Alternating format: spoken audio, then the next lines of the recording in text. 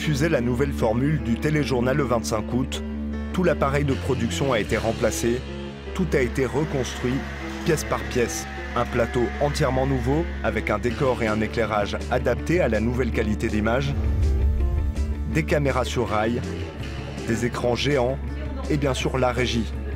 Centre de contrôle du plateau qui pilote les images enregistrées en studio et qui gère la diffusion des reportages produits par la rédaction. Le projet est hautement technique, mais avec cette nouvelle formule, l'ambition est de proposer un traitement de l'information plus riche, plus moderne.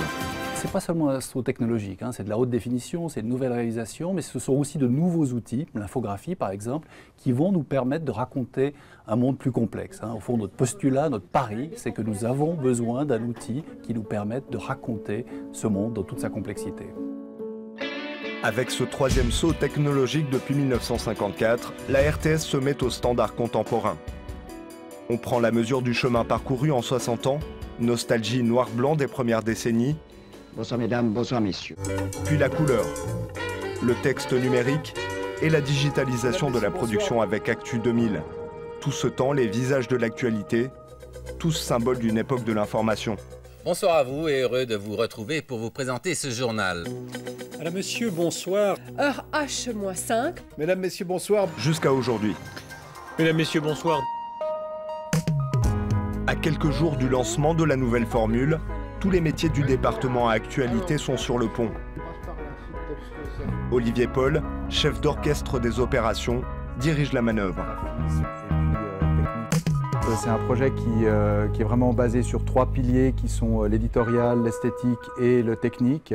C'est un projet où on doit collaborer entre différents domaines, ce qui permet d'élargir l'horizon de tout le monde. Réalisateur, journaliste, caméraman, opérateur, décorateur ou graphiste, pendant des mois, tout le monde s'est réuni pour régler les détails techniques qui permettent la réalisation du nouveau téléjournal. La position des caméras, la nouvelle identité visuelle et les protocoles techniques. Il a fallu aussi imaginer une nouvelle manière d'informer plus graphique avec les séquences pédagogiques. Le journaliste présente un sujet à l'aide des écrans interactifs situés sur le plateau. Ces animations permettent de comprendre l'envergure de l'opération. La prestation est coordonnée avec le graphiste qui pilote les infographies depuis la régie.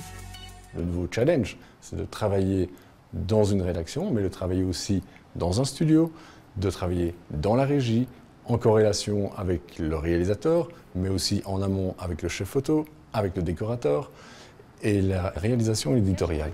Donc c'est vraiment tout un mix, et ça, c'est clair que dans le travail du graphiste dit traditionnel, c'est clair que cette approche-là est très différente.